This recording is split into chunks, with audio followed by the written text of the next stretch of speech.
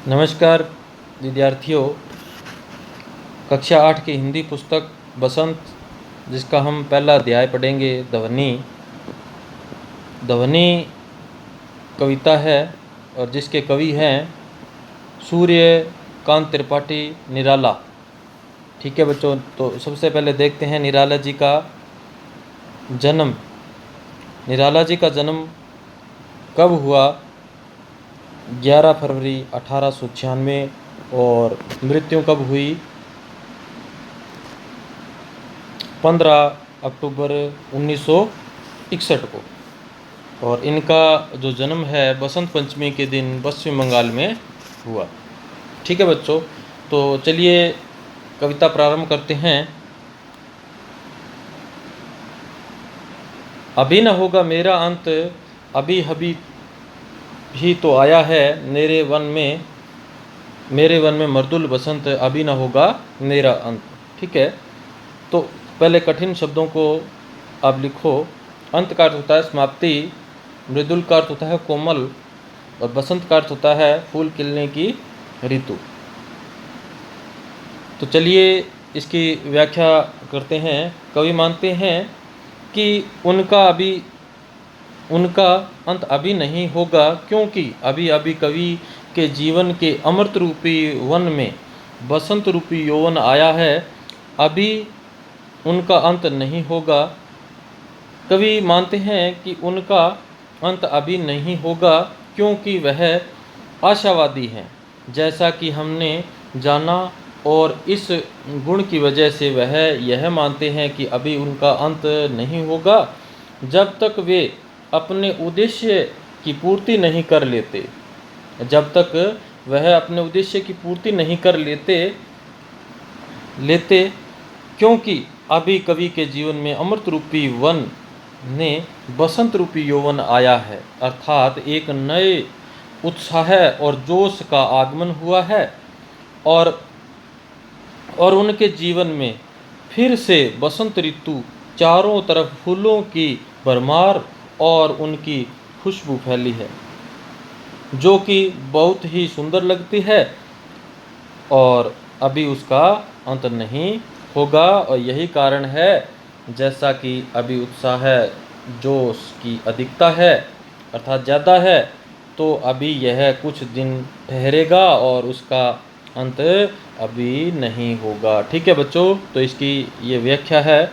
चलिए आगे अगले पंक्ति के अर्थ देखते हैं। हरे हरे ये पात, डालियां कलियां कोमल गात, मैं ही अपना स्वपन मर्दुल कर, फेरूंगा निद्रित कलियों पर, जगह एक प्रत्युष मनोहर। सबसे पहले कठिन शब्दों को लिखो। पात का अर्थ होता है पत्ता, और गात का अर्थ होता है शरीर। स्वपन का अर्थ होता है सपना। मर्दुल कर अर्थात हाथ। कलियों का अर्थ होता है थोड़ी खिली कलियां। प्रत्युष का अर्थ होता है सवेरा, सुबह। मनोहर का अर्थ होता है सुंदर। तो ये कठिन शब्द है, अब इसकी व्याख्या देखते हैं। हरे हरे ये पात, डालियां कलियां कोमल गात, मैं ही अपना स्वपन मर्दुल कर, फेरूंगा निद्रित कलियों पर, जगह एक प्रत्युष मनोहर। कवि प्रकृति का वर्णन करते हुए कहते हैं कि चारों ओर वृक्ष हरे भरे हैं और पौधों पर कलियां खिली है जो अभी तक सो रही है। कवि कहते हैं कि मैं सूर्य को लाकर इन अलसाई कलियों को जगाऊंगा। पत्तियों के माध्यम से कवि यह कहना चाह रहे हैं कि निराशा और जिंदगी से हारे लोगों को मैं जीवन दान दूंगा। कवि प्रकृति का वर्णन करते हुए कहते हैं कि चारों ओर वृक्ष हरे भरे हुए पौधों पर कलियां खिली है जो अभी तक सो रही है। कवि कहते हैं कि मैं सूर्य को लाकर इन अलसाई कलियों को जगाऊंगा। और इसका अभिप्राय है वह युवा पीढ़ी में नई प्रेरणा और उत्साह का संचार करेंगे और उन्हें जागृत करेंगे। जिस प्रकार सूर्य के आने से प्रकृति में एक नया जोश उत्साह छा जाता है और चारों ओर हरियाली और फूलों की नई नई खुशबू फैल जाती है।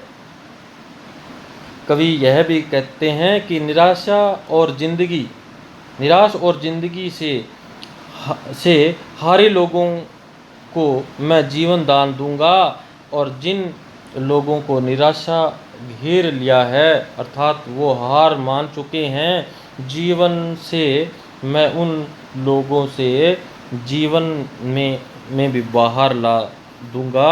जिस तरह से फूलों की बहार बसंत ऋतु में चारों ओर फैली हुई है, इस तरह से मैं एक नया जीवन दूंगा।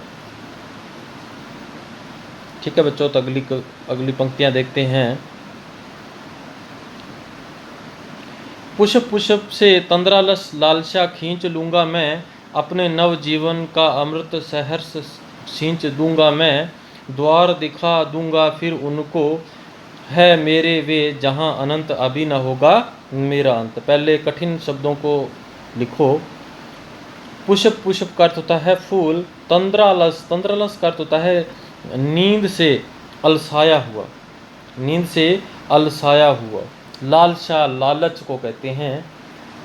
नव अर्थात नए। अमृत का अर्थ होता है सुधा। ठीक है बच्चों। सहर्ष खुशी के साथ में। सींच सिंचाई, द्वार दरवाजा, और अनंत का अर्थ होता है अभी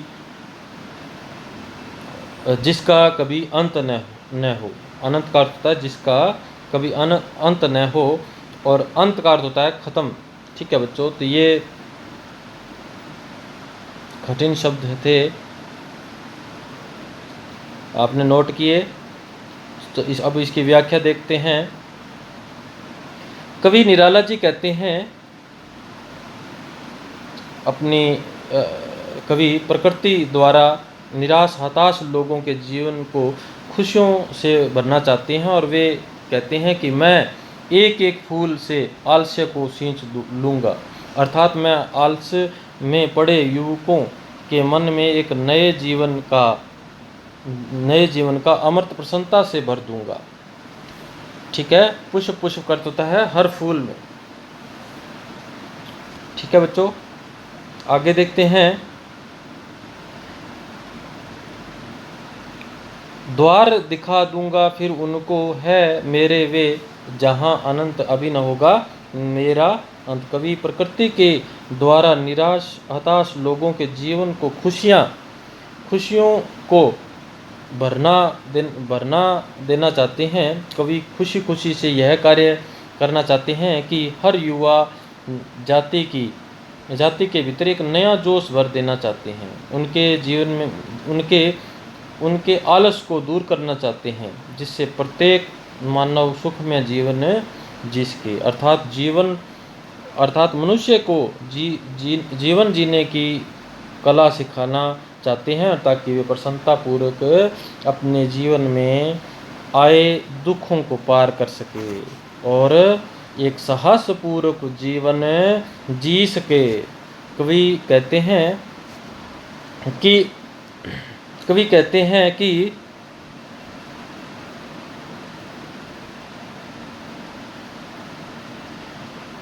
नई पीढ़ी अर्थात युवा पीढ़ी अब अपने आलस को दूर कर अगर परिश्रम करेगी तो वह स्वर्ग को भी पा लेंगे।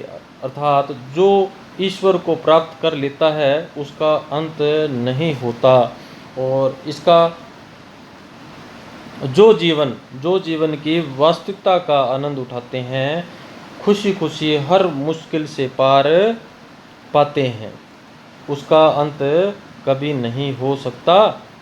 जब तक वो नई पीढ़ी को राह नहीं दिखा देते और सही दिशा का ज्ञान नहीं देते तब तक उनका अंत नहीं हो सकता। क्योंकि कवि अभी जीवन में यह ठाना है कि जब तक युवा पीढ़ी को सही राह नहीं दिखा देंगे तब तक उनका अंत नहीं होने वाला। ठीक है, अंत नहीं होने वाला।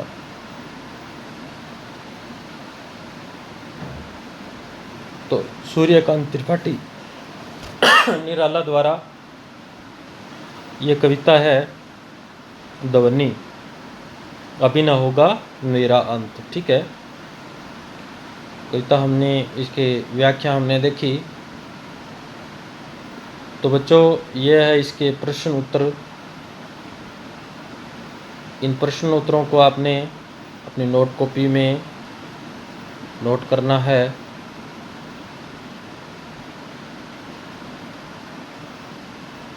ठीक है बच्चों, तब तक के लिए धन्यवाद। जय हिंद, जय भारत।